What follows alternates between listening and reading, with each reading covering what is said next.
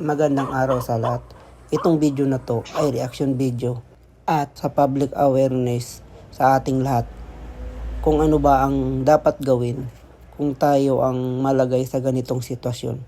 Ang video na ito ay galing sa Sopero Farm na may kakayahan at may expertise about sa paghandle ng mga aso. Makinig muna tayo sa mga expert sa aso.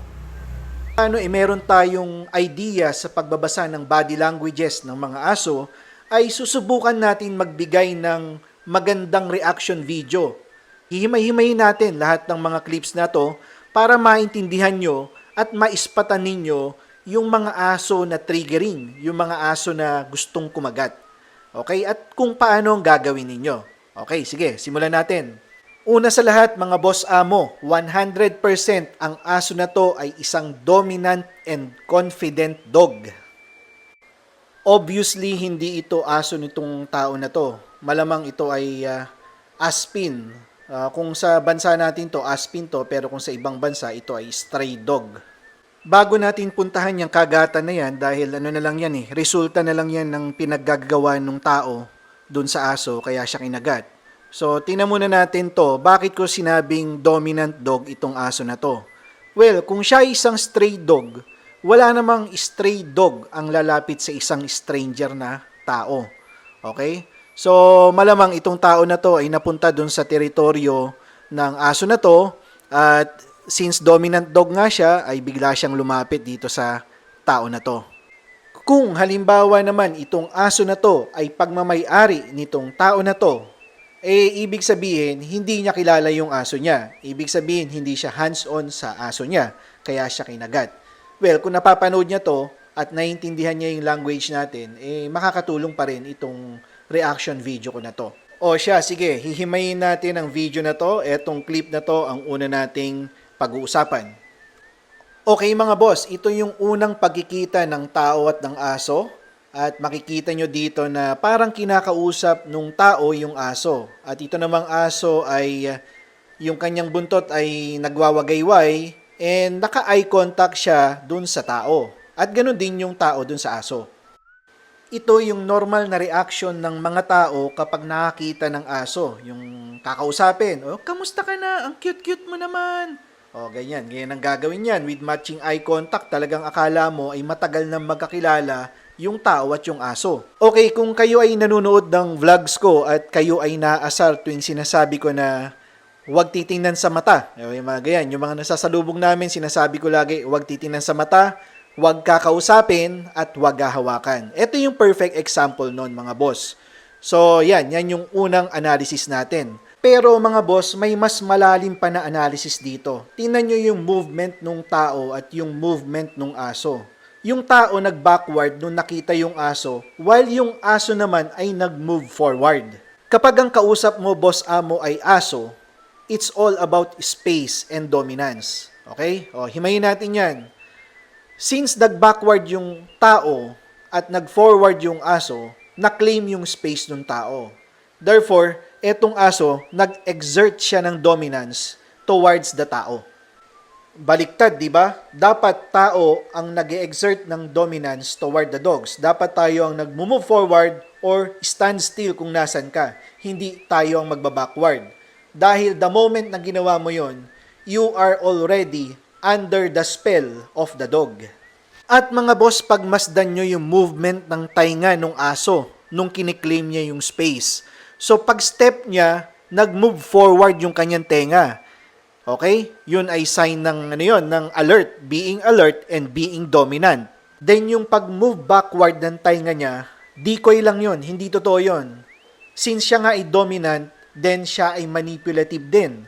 So ang ginagawa niya, pinaglalaruan niya yung tao. So mag-exert siya ng dominance, and then kunwari magiging submissive siya, and then mag-exert ulit siya ng dominance. Ganun ang ginagawa niya dun sa tao. Okay mga boss, after makaklaim ng space ng aso dun sa tao, ang ginawa naman ng tao ay hinawakan niya yung aso. Binigyan niya ng affection. Sabi siguro niya, good dog, ang bait-bait mo naman, ang gwapo-gwapo mo.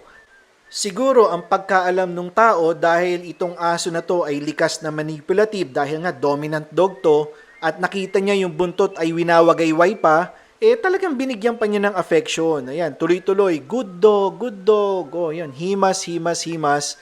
Kasi nga, ang pinapakitang signal ng aso ay happy siya sa ginagawa ng tao. Pero sige mga boss, himayin natin tong video na to. So habang hinihimas nung tao yung aso, nakita nyo yung aso, nag-move forward na naman. Nag-claim na naman siya ng space nung tao. Ayan, makita nyo yan, oh. Yun, oh. Matras yung tao, nag-move forward yung aso. Ito na yung pangalawang pagkakataon na nag-claim ng space yung aso sa tao. Sabi siguro nung aso nung unang pag-claim niya, sige nga, try ko kung submissive tong tao na to. O, sige, naka-claim siya. Sige nga, try ko nga ulit. O, nag-claim ulit siya ng space. So, mas naging confident yung aso na kayang-kaya niya yung tao. O, sige, ito pa, no? O, makikita nyo to. Tumigil sa pagpet yung tao, pero yung aso nag-move forward. And then tong tao, wala naman siyang magawa dahil baka iniisip niya, pwede nga siyang atakihin itong aso na to, meron na siyang idea. So, ang ginawa ng tao, pinet niya ulit. O, ganun, paulit-ulit yan. Tuwing ihinto yung tao sa pagpet, mag-move forward yung aso at gusto pa niya magpapet. Okay, isa pa sa na-notice ko dito sa aso na to ay habang pinepet siya ng tao, ay tingnan nyo yung kanyang nguso. Okay? Yung nguso niya ay hindi yan naka-open. Naka-close lang yan. Ibig sabihin, hindi siya nagpapanting, hindi siya humihingal. So, ang aso, kapag ang kanilang nguso ay naka-close, ibig sabihin yan ay nasa alert position yan. Ibig sabihin yan ay ready to pound, ready to bite. Okay? O, ito pa. Tingnan nyo yung nguso ng aso pag bumuka. Tingnan nyo, bubuka lang ng konti, ilalabas niya yung dila niya, tapos isasara niya ulit. Gagawin niya yon habang naka-eye contact siya dun sa tao at ilalabas niya yung dila niya tapos isasara niya yung bunganga niya. Ganon siya ka-interested dun sa tao. And, ito pa. Tingnan nyo yung nguso ng aso pag bumuka. Tingnan nyo, bubuka lang ng konti, ilalabas niya yung dila niya tapos isasara niya ulit. Gagawin niya yon habang naka-eye contact siya dun sa tao at ilalabas niya yung dila niya tapos isasara niya yung bunganga niya. Ganon siya ka-interested dun sa tao. And then last point, mga boss amo, ay pagmasdan nyo naman yung katawan ng aso. Okay? Kung ang aso pinipet mo, di ba napapansin niyo yan sa mga aso nyo? Pag pinipet nyo ang aso nyo, malambot ang katawan, nagwiwiggle yung buong katawan yan.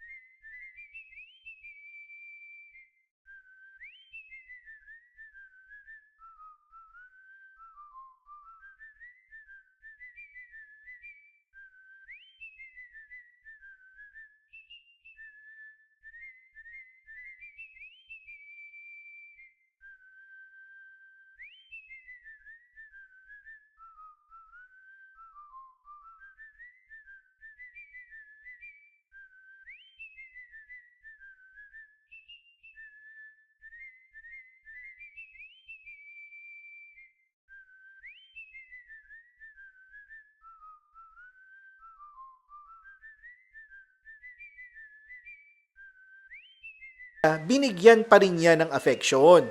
Okay, good dog pa rin. Good dog. Ganun ang ginawa niya. At ang panghuli mga boss amo, since na-feel na nung aso na yung tao ay natakot na sa kanya, ibig sabihin nandun na sa submission stage yung tao, ay dun na niya ginawa yung balak niya. Kinagat niya ngayon yung tao. Yun kawawa naman yung tao. Baka itong aso na to wala pang turok ng anti-rabies. So pagkakagat, takbo agad di ba? Paano nga ba may iwasan yung mga ganitong senaryo, mga boss amo? Ang sagot ko dyan, at yun ay talagang asar na asar kayo sa akin, yung mga bashers ko, ay huwag titingnan sa mata, huwag hahawakan, at huwag kakausapin. Yan lang naman eh. Eto, hindi worth it mga boss. Kung ito ay isang stray dog at dahil nakyutan ka at tiningnan mo sa mata, kinausap mo at hinawakan mo at hindi ka naman marunong magbasa ng body language at ikaw ay kinagat, isang kagat takbo yung aso, talo ka. Sabi ko nga, kung stray nga itong aso na to, talo ka pa din dahil wala kang hahabulin na amo. At sa Pilipinas, kapag ang stray dog o ang aspin na nakakagat, walang owner ang aamin na sa kanya yung aso. So talagang talo ka talaga. At ang pinakamalupit, boss amo, kung yung nakakagat sa'yo na aso ay may rabies, goodbye earth. At shoutout na rin sa mga boss amo ko na ayaw magtali at magkulong ng mga aso nila. Huwag nyo nang hintayin na makaperwisyo pa ang mga aso nyo. Yun lang po sa ngayon at maraming salamat sa panunood.